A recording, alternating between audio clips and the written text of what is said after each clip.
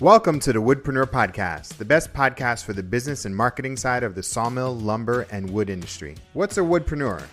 If you have a business where you make money as a woodworker, sawmill owner, selling slabs, or a content creator, then you're a woodpreneur. My name's Steve Larosiliere, and I started Woodpreneur Life, Acres of Timber, and the Woodpreneur Podcast just for makers, wood entrepreneurs, and small business owners just like you. We're on a mission to empower thousands of wood businesses to grow sustainably and put out great products.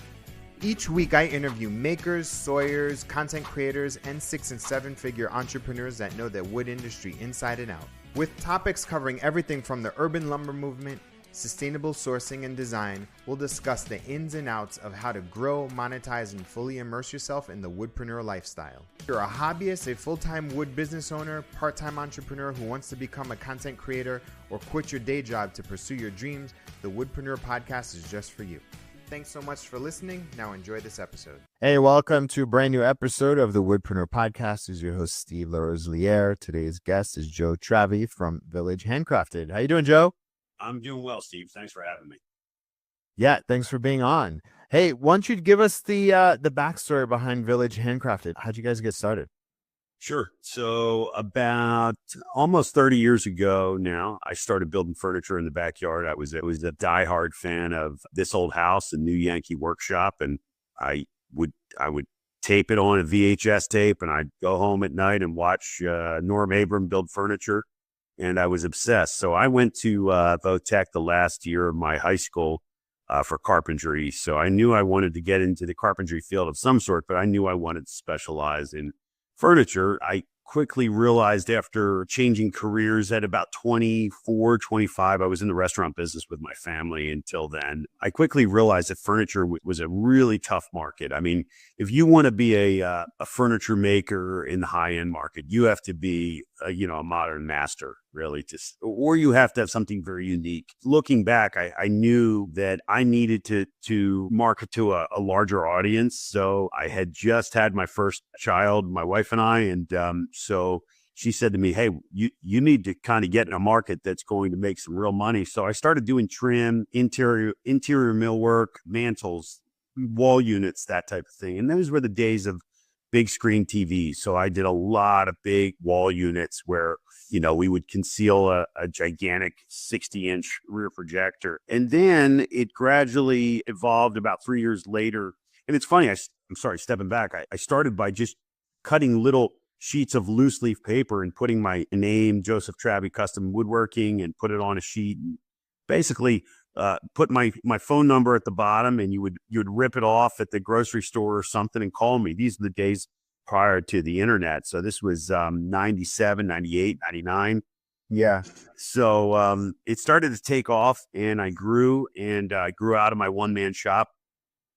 And so I quickly realized that cabinetry was, the evolution of the business. And I wasn't doing kitchens quite yet. So I met a guy that was looking to sell his small cabinet shop and bought the assets. He was kind of going out of business. So took over his shop. He was a 2-man, 3-man operation. So I went from 400 square feet to 5,000 square feet, and it grew, right? So I went out on the road, started selling to builders, architects, designers over that time. I learned the kitchen business from this guy, Bob, who ended up becoming a real mentor.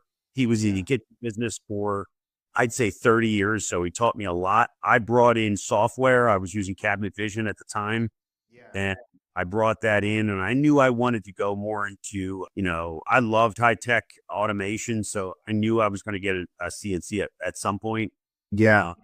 So grew it. Had a partner come on, my brother-in-law, and my wife and my sister joined the company as well. So the four of us started to really grow the business. We went from, $200,000 in sales. We hit $1 million within the first year and a half. Amazing. Next thing you know, we're a $4 or $5 million company, and we were busting at the seams. So we moved again, bought 23,000 square feet and grew into that. Grew and grew over the last, 15, 20 years. And then the last 3 years, we moved again, and now we have 75,000 square feet. And we have a full manufacturing operation with almost 100 talented people here. And amazing.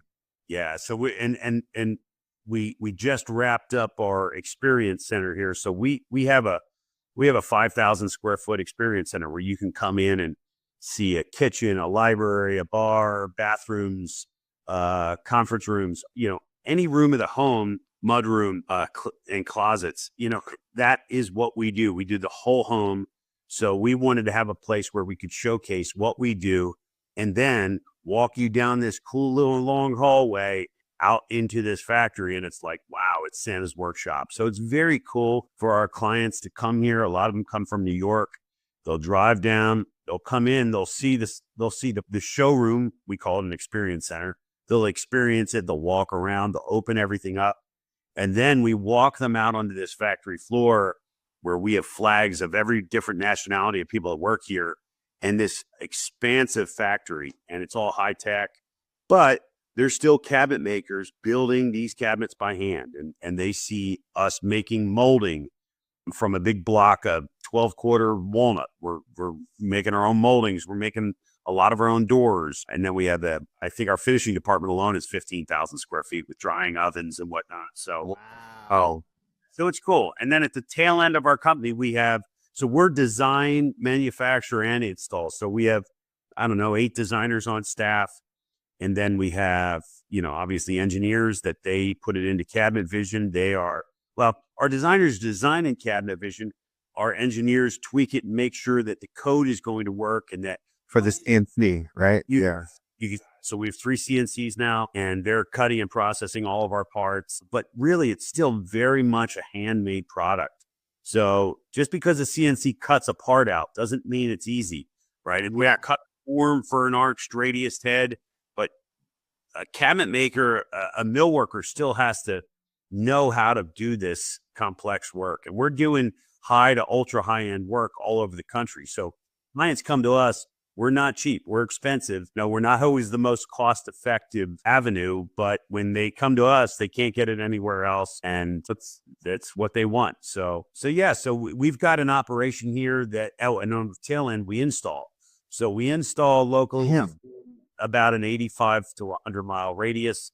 So we have about 8 install teams total, and then we have customer service people. We have site technicians that'll go out and spray. If somebody has a dog that scratches a door, we can send somebody out and respray that in the field, or we can bring it back here and spray it in the factory. So, yeah. Dude. Yeah. That's it. For a business that you started when you were 5 years old, that is incredible. So I'm 50 this year, and I've so I think I got it extended 10 years per tank. After that, I don't know. We'll see. So. That is incredible. That's congratulations, man. You ever kind of, sit back and admire what you built? Not enough. Unfortunately, when you run a business, it's a journey, right? And the destination is never really it's more of a journey than a destination. So every day it seems like you're climbing. You're always climbing, right? So, and that's my personality. I'm never really satisfied. So I'm pushing for perfection. I'm pushing for our team to get better every day. I push myself to get better. And then I expect that of the rest of the people around me. I'm never satisfied. And you can't be in this business, right? Because our clientele, they want, if they're going to pay a lot of money for this product, right? And they're coming to us, the professionals, we have to deliver on that. And the minute we let our guard down or just something, just okay, just get it out the door, that's not good enough, right? You have to be instead enough. Yeah. It's a different level of detail when it comes to a business of handcraft in the home, where no detail could be really overlooked, right? Absolutely. Imagine you're spending, a lot of money, and these spaces are where six figures easily, right? A kitchen, 6 figures in cabinets. So you're looking at these cabinets every day, right? We're in our kitchens in our waking hours, probably 60-70% of the time. So, and the kitchen is now like the de facto home office. People are at their island working. The kids are doing homework. You're staring at our product every day, right? So it has to withstand abuse. It has to look beautiful. It has to wear, so we used to service for 10 years and now we service for 5 under warranty because we really got tough there in that I go into kitchens that we built 20 years ago that look better than kitchens I built 2 years ago. And, user wear and tear, it's like a car. Some people never wash their car, never have it serviced, right? And it's not going to last as long. If you take care of it, it's going to last a long, long time.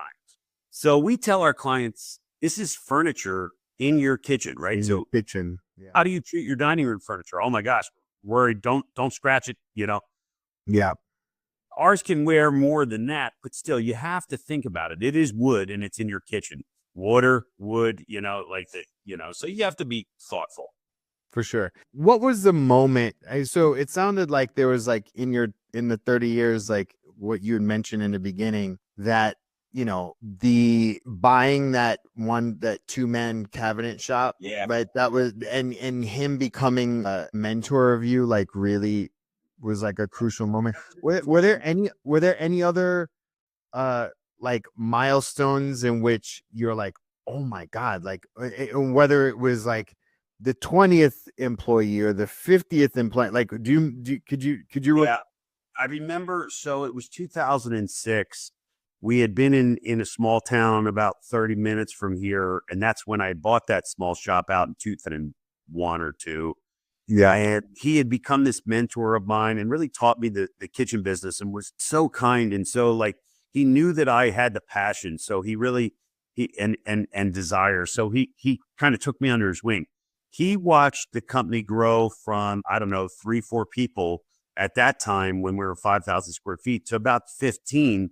And then we moved to this facility. My partner and I never forget it. We pull into this building. It's 25,000 square feet, 23,000, somewhere around there. And we look at it and we're staring and we're like, how are we ever going to fill this place? Right. It's massive. Right now I look back on 23,000 square feet and I'm like, holy cow, how did we ever fit in there? And now I'm starting to think, okay, what's the next step? I'm always thinking, what's the next step? Because we're roughly a $16-17 million company. I'm trying to double that over the next 5 years. So how do I scale this business? It's been mostly organic, Steve. It's been measly. I still go out, I network sometimes 2 and 3 nights a week. So I'm in the Home Builders Association. You're in the game. You're still in the game. I am still hustling. So my father taught me when I was young, like, it doesn't matter what you're selling, hot dogs, phones, cabinets, you got to hustle, right? There's always going to be somebody else hustling and trying to take the work that your clients, right? So you got to, Yeah. And you can't sit back and be like, I made it, I'm $16 million company. Oh, this is going to be great. Now let me just put my hands back. That does not happen. It's not doesn't happen here. If you're in business, if you're an entrepreneur and you have a podcast called Woodpreneur, which you have to be aggressive all the time. The minute you're not growing is the minute you're going to start dying. For sure. Well, I mean, I could talk at length about how folks seem to, like, at the end of the day, I don't know, this is broad generalization, but they do want to take it easy and focus on the craft. But if you do focus on the craft and you're like, and it's almost like, again, this is probably going to hurt some people's feelings. Like, their whole aspiration is to be booked a year in advance. And I'm like, so, and I get that. And I used to have that aspiration. If I could just be booked out 6 months, I could at least, and when you're small, I don't know if what I did, Steve, by building this company, the way you did it, the way I did it isn't for everyone. And I'm going to sit here on your podcast and I'll tell you, it probably, I'm sacrificing a lot on the other side, like the quality of life, right? Where I missed a lot of games of my kids. I missed a lot because this business takes 60, 70 hours a week to operate. So I'm not saying I have it right. I think that there is a balance out there. This is what works for me. But if you're going to grow to this size, I think you have to be all in all the time, right? If your game is to book out 6 months to a year and know that your income level is X and it's never going to get much beyond X, and you're okay with that, then listen, more power to you. And you could stay in that little workshop and it could be snowing outside and you could be planing wood. Man, that's the dream, right? That's every wood. Well, that's a dream you just said when you first started this story. You're like, that's what you wanted to do. And you realize the economics did not fit. There's the problem, Steve, is that it's really, really hard. I read a book. This is how long I've been in this, 30 years. I read a book and I would get all of these wood books about how to build your business, how to build cabinets, because I was trying to learn it all. It was how to make $40,000 a year building cabinets. That's how long ago, right? So like that's 30. That was the aspiration.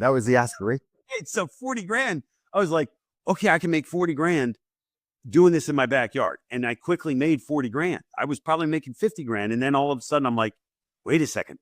I got a kid. I got a second kid coming. I need like 75. So it's like, these two hands can only do so much. That's the challenge with being an entrepreneur, being a woodworker, right?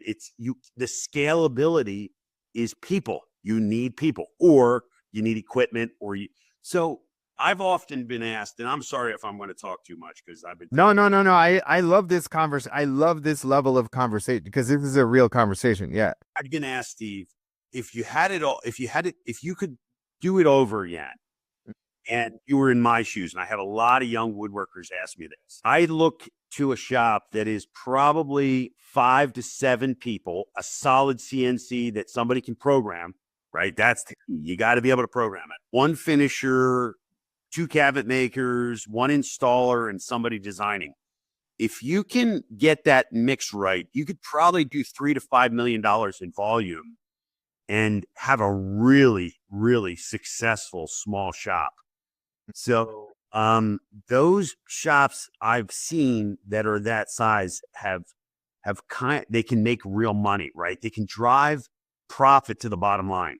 Now, at my size, it's all a numbers game. So it's like, man, I'm running off volume X efficiency, right? I'm looking. So I have advisors that advise me and they're like, Joe, stop talking about wood and screws and glue and joints. Your job now is profit and loss statements, balance sheets, budgets. And I'm like, oh God, I hated all of that in the accounting of that. But now it's my job to keep 100 people employed. So I needed to become more of a finance, more of a visionary, more of a, business owner. And that's what you just have to know that you're getting yourself into. I still am able to walk on my factory floor every day and see amazing things being built by guys that are way more talented than I am. So I love that aspect. I can still sit with a homeowner or a designer or an architect and come look at a set of blueprints and say, hey, what if we do this over here? Do wainscoting up this stairwell, curve this. I like that I get to do a little bit of all of that. Problem solve, unfortunately I'm pulled in too often with, when there's problems every day. So homeowners got a challenge in the field. They don't like the way something turned out. First thing I start to do is, okay, how can we resolve this issue? What if we change this? We pull this out, we move this over, we do this, and I do it at cost. Okay, I'm happy with that if, and it makes the problem go away. For sure. Good. What was the first critical hire that you had that enabled you to scale? Yep. All right. So I remember back, we scale, it sounds like you scale fast, but over a 25 or a 30-year time frame, it's very slow. But I hired a guy when I was in my backyard, in my mom's backyard. And again, this shop was 20 by 20. It's a 2-car garage, right? So, there was not much room. So I was building things inside and I have to move them outside to spray them. But I hired a guy and he was a business consultant. I met through a guy and he said, hey, you have to start thinking about this as a business. Your 2 hands can only produce so much. So if you're going to get to, what's your goal? And he asked me to set out like a 1 year, a 3 year, and a 5-year goal financially. And he said, okay, well, how are you going to make that happen yourself? And then I quickly realized that's not happening. So then I found this gentleman that I bought. I started to say, all right, I got to go find a bigger shop. And if I could find it already set up, I could probably then parlay that. And that was the best acquisition, right? Because he had a panel saw and he had an edge bander. It was old. Everything was old, right? But I knew equipment. So I said, okay, we can bring in a new edge bander. I can get a newer panel saw. I can put in a new spray booth. And they were spraying out of pressure pots back then. So I brought in HVLP guns and, so just evolved in what I knew. And then it really scaled pretty quickly because I was trying to bring, and then I brought Cabinet Vision. I bought Cabinet Vision, which is a hexagon product. I don't know if you know Cabinet Vision. Yeah, no, I know them. Yeah. I bought that at my kitchen table in 1999. So it was my first big purchase. I paid $5,000 for it back then. And my wife was like, you're spending $5,000 on software? Like, you're a cabinet maker. What do you think? But she was in the software business back then. She was programming for Y2K. So she got it. She's like, okay, software is where it's at. So I bought that. I'm still with Cabinet Vision. We're one of their largest users in the country. And it runs our business. So Cabinet Vision was another key piece. Now, don't get me wrong. It's got its challenges, but I have my staff knows Cabinet Vision almost as good as some of their programmers. You'll beta test for them. So yeah, we're doing UCS's, user created standards. We have catalogs in there. So Cabinet Vision's key to our success. That's cool. How it's interesting how because you've ran a business through many presidents and many economic cycles. So listen, this is like the tale of this, right? So yeah, I have PTSD from 2008, 9, 10, and 11. Yeah, it all didn't get better until 12 and 13 and really didn't improve until 14, 15. Well, but do you remember 12 was Hurricane Sandy? Do you remember that? Yeah. Did you get impacted around that? I'm curious. I got a lot of business from it, right? So yeah, people needed to remodel. That's all of New Jersey got all of New Jersey got hammered. So we did house after house.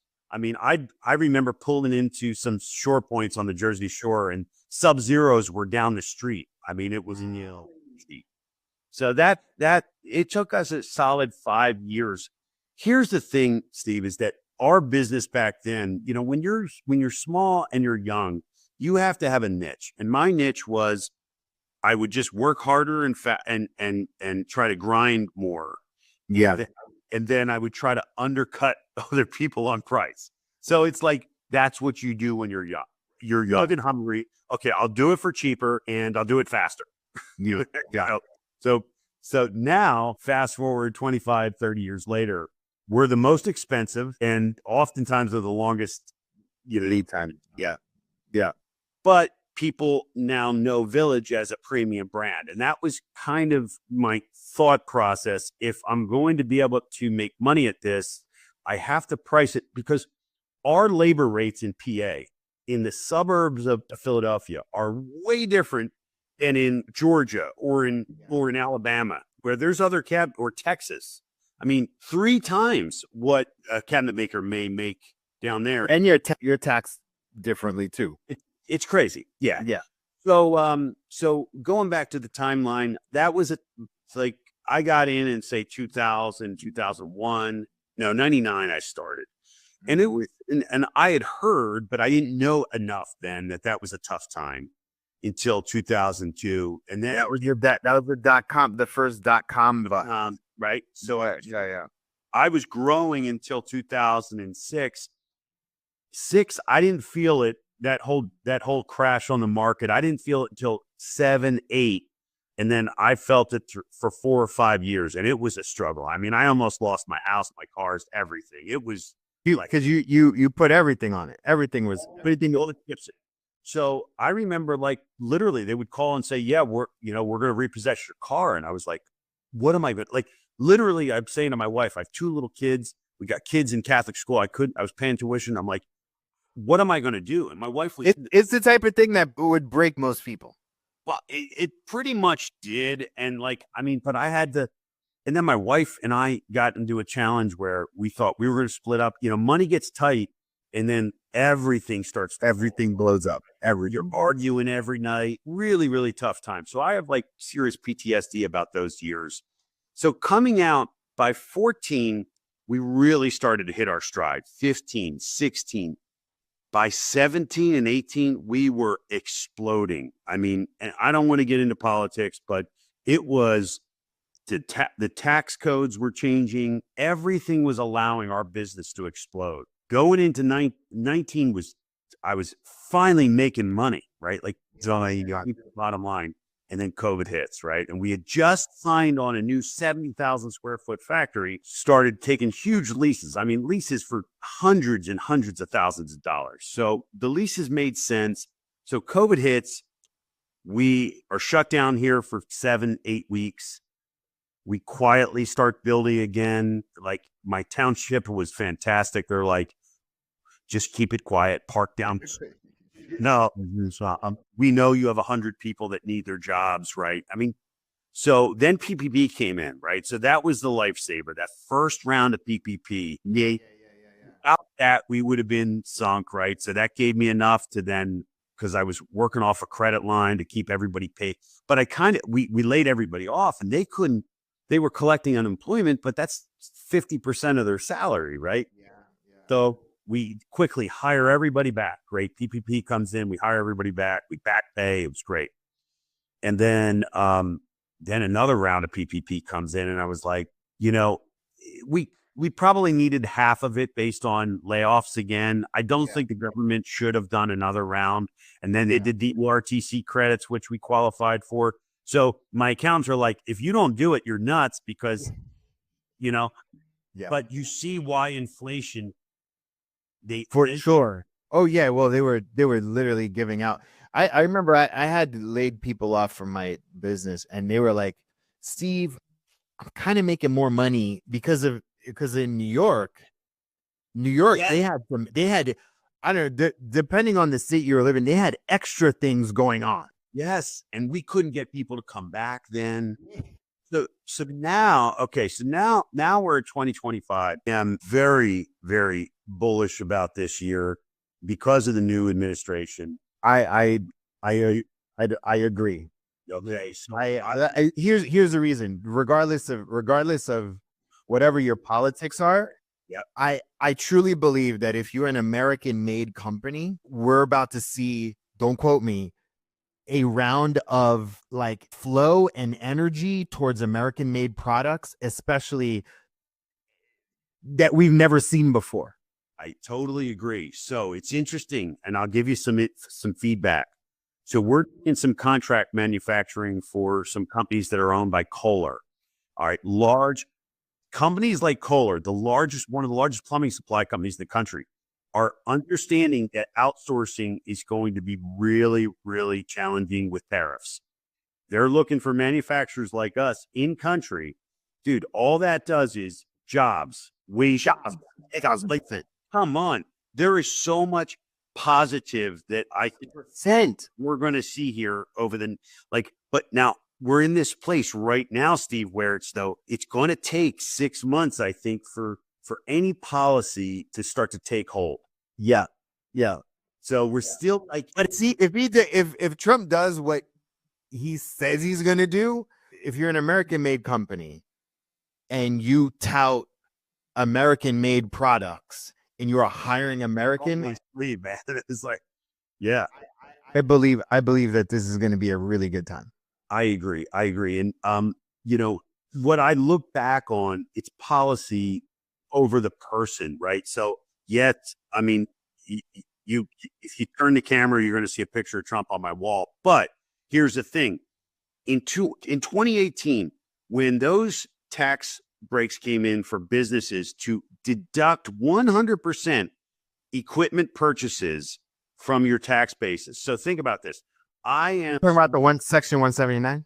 Yes. So I go out. So what am I going to do? I'm going to go out and buy American-made equipment, $1 million of equipment that's going to produce jobs in the equipment manufacturing, jobs in programming, jobs. and I can deduct it off my tax basis. So it lowers my tax bracket. But why wouldn't I continue to grow my business? Yeah. Yeah, for sure. Yeah. Policy that grows, and you got to get regulation and the government out of the way of entrepreneurs, because we want to grow. We want to pay. We could talk a lot about this. I wholeheartedly agree with that. Cities and states make it very difficult to just run a business. Like, I just want to make money. Why do I have to jump through so many goddamn hoops in order to do it? You want to pay your tax. You're to take your 40% anyway when I'm all said and done. So doesn't it behoove you, the state, to let me make more so I could pay you more? Hello. The downside to all of it, and I know when I tell you this, you're gonna absolutely agree, is that healthcare should be lower for businesses. Dude, it's ridiculous. It's so crazy. You get banged no matter what, and the service doesn't even improve. It's terrible. So now all of my friends that have companies with or jobs with Pfizer or the school district, they have incredible health coverage, right?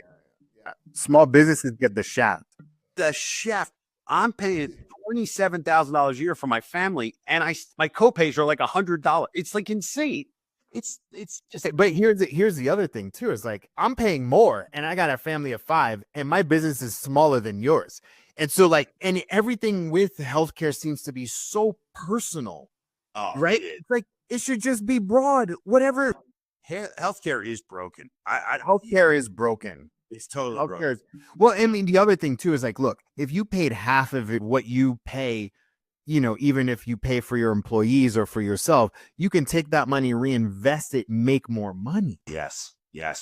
Yeah. Unfortunately, the country is unhealthy, and that's part of the problem. So I'm hoping that we can make America healthy again as well. Yeah.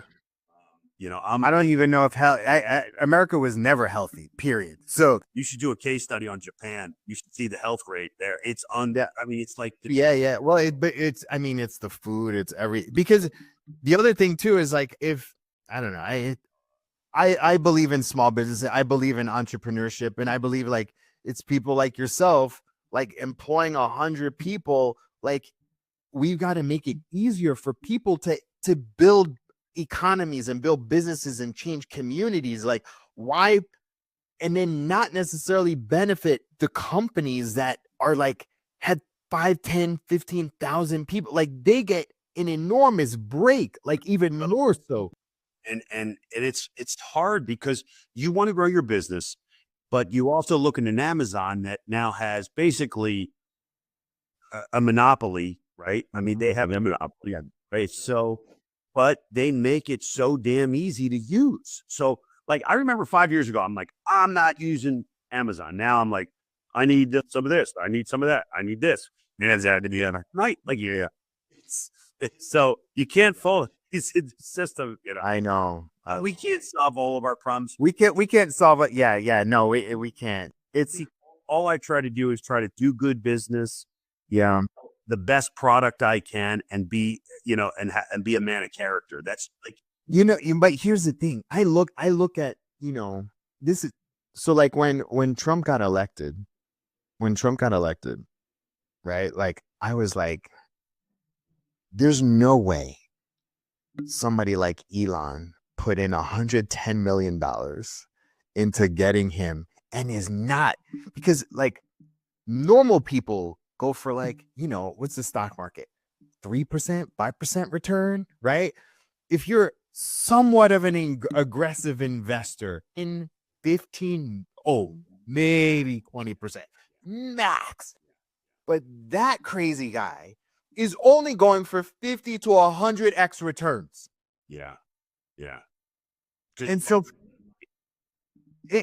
for me, I'm like, okay, there's that. And then I literally I actually did a whole presentation on what are the opportunities with the Trump economy. And so I even think of someone like yourself.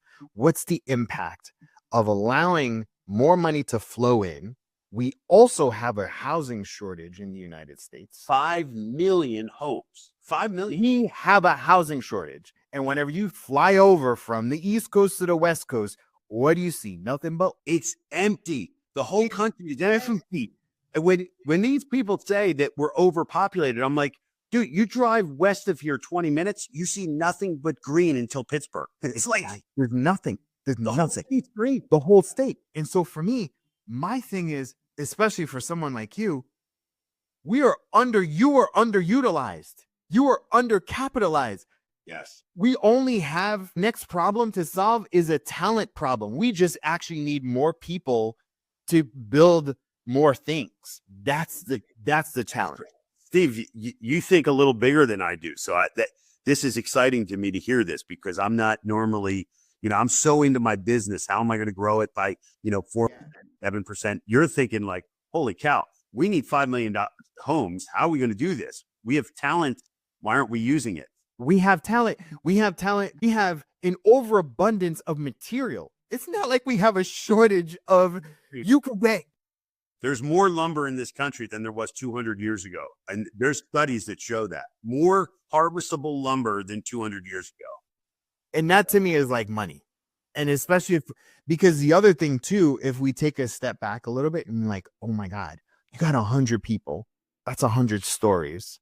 How many kitchens are you doing a year? I'm just like last year. 300 kitchens a year.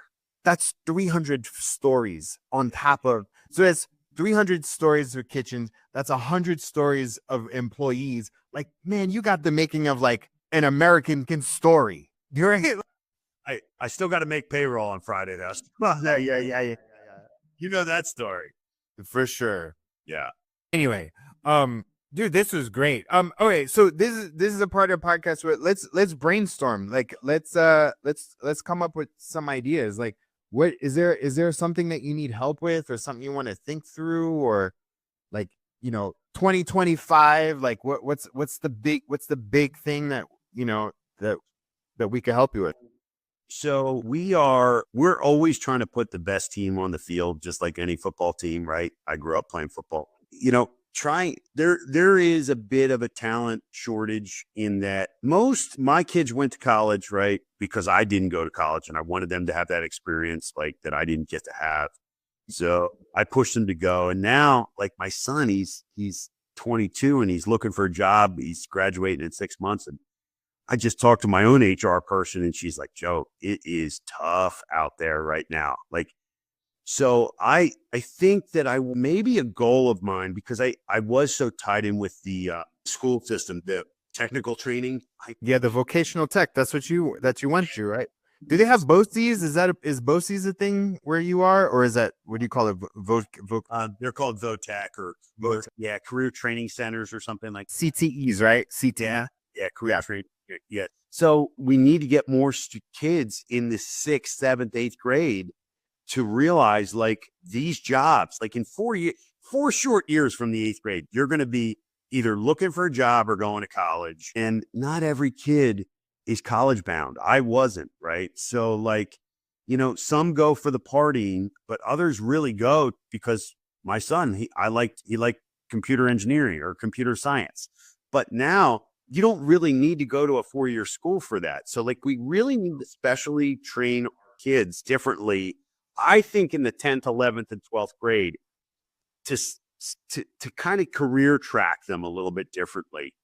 Like, some of the classes he has, it's just, he's got Irish flute class. It's a waste of time. It's a waste. I'm paying for. Yeah. I'm going to put off some expletives. I'm effing paying for. Jeez, yeah. Some basket weaving class. And like, don't tell me that makes more well-rounded people. Like, I just a waste of time.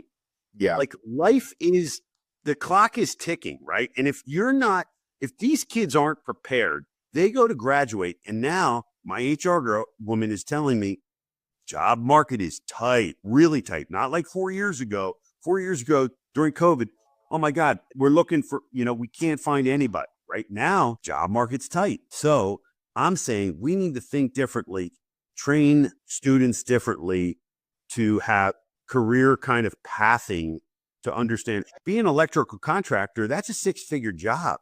Like maybe I like that. Maybe I like plumbing. Maybe I like HVAC. Maybe I like CNC programming, right? all of which you don't need a 4-year college degree for, Yeah.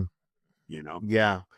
So the question, and it would pertain to, Village Handcrafted, would be like, how do you create a pipeline Yeah. to get more people interested in potentially having a career with you? Because if you've been around for 30 years, the plan is to be around for another 7, right? Sure. And to keep that name going, and you need that next. I am hopeful. So we have a lot of young, talented cabinet makers here that have come from the trade schools. And man, these kids can work circles around my ability, right? So the talent's there. The issue is that we got to keep raising the bar. So what happens is, when you have imports, and this is going to go back to policy, the thing that I love about tariffs is that in our industry, in the kitchen cabinet industry, our organization in DC has been pushing very hard for tariffs, because a $100 a box cabinet is very tough to compete on domestically. Like 1,000%.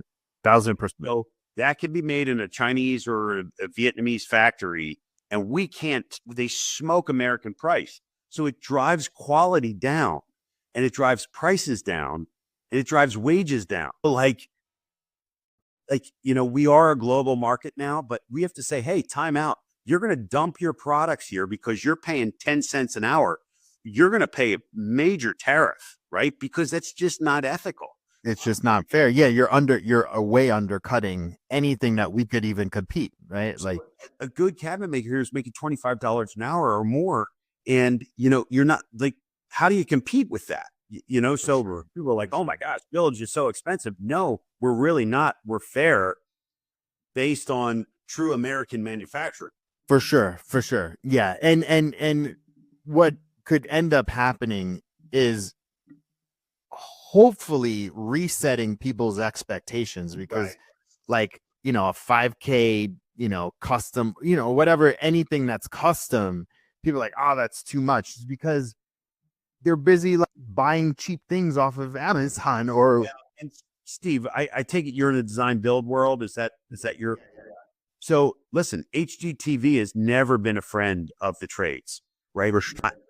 Chip and Joanna showed. So I've been on several shows on HGTV, and every producer will tell you all we need to tell to the audience is the cost of the material. So if they show this kitchen was $10,000, that was my cost of my material. The kitchen was actually $60,000, but they tell the audience it's 10. So it's 10, yeah. So people are watching Chip and Joanna Gaines, and they're like, oh, I can do a kitchen for $30,000, and I'm like, in what world? In what world? Yeah, it's not accurate. It's not accurate. It's not so accurate. I don't know if you've ever run into that. But yeah, no, I run into that all the time. People I'm like, when you do custom closets or anything custom. Closets are crazy expensive. Yeah, I'm bidding some closets right now. I mean, I'm not a closet company, right? We're cabinets, but we do high-end closets. And I tell people what some of these closets go for, and they look at me like I have 7 heads. And I'm like, well, for sure. Let's go back to your thing. The one thing that I would do, honestly, is to come up with, a Village crafted apprentice program. That is something that I've been really toying with, and I agree with you, because here's what you could do. Like, is like my nephew in his town, they've got a wood shop. And he's a smart kid. Like he'll go to like, a good school or whatever, but he's got a talent for woodworking. Right.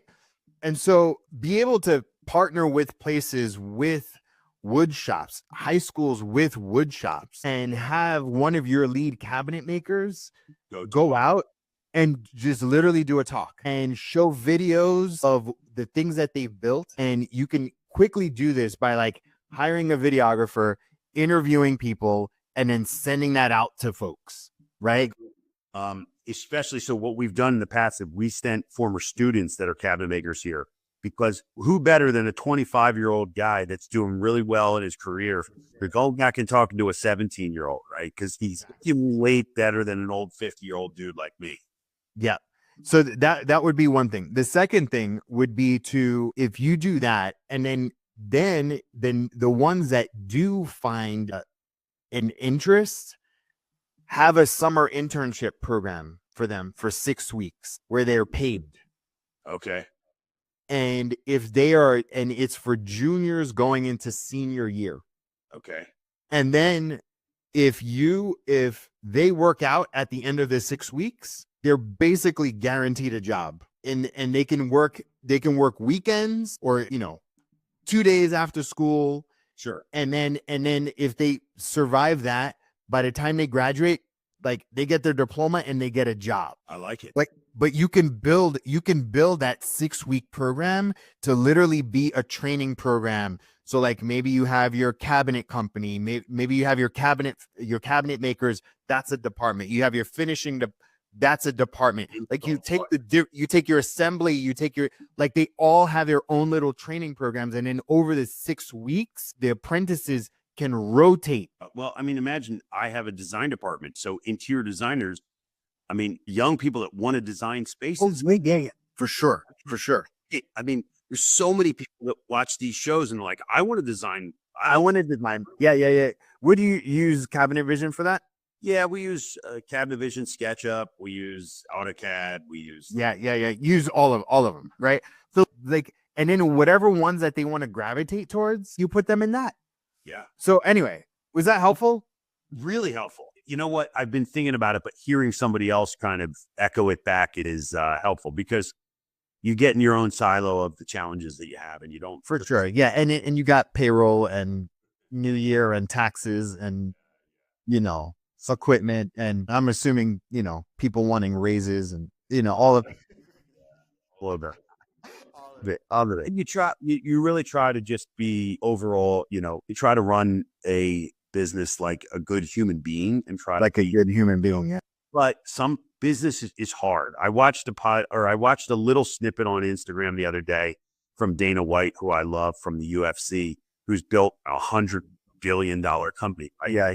And he said, entrepreneurship is no joke, no effing joke. He's like, you are getting effed every day. Like you have to have your head on a 365-degree swivel, right? Because you don't know what's coming at you. Like you're dealing with one fire over here and another one smoldering back here. And you're like, you got to be like, playing double coverage all the time. So, yeah, no, absolutely. Yeah.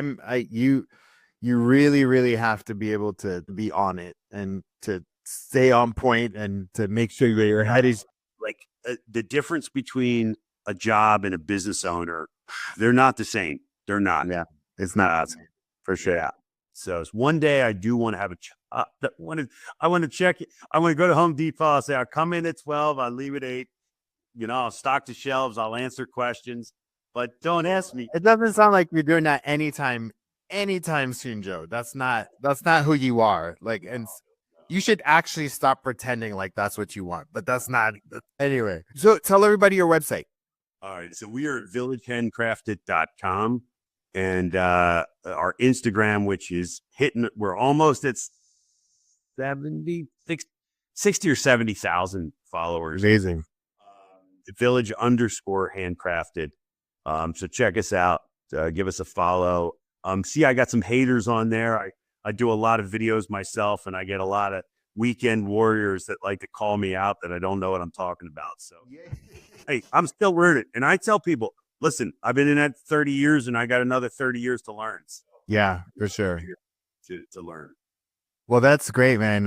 You're doing everything that I advise people to. So I hope it was somewhat entertaining. I don't know. No, this is a great interview. Thank you so much, man. Yeah, I look forward to getting your story out. All right. Very good. Thank you so much. Take care. Bye. All right. All the best. Bye.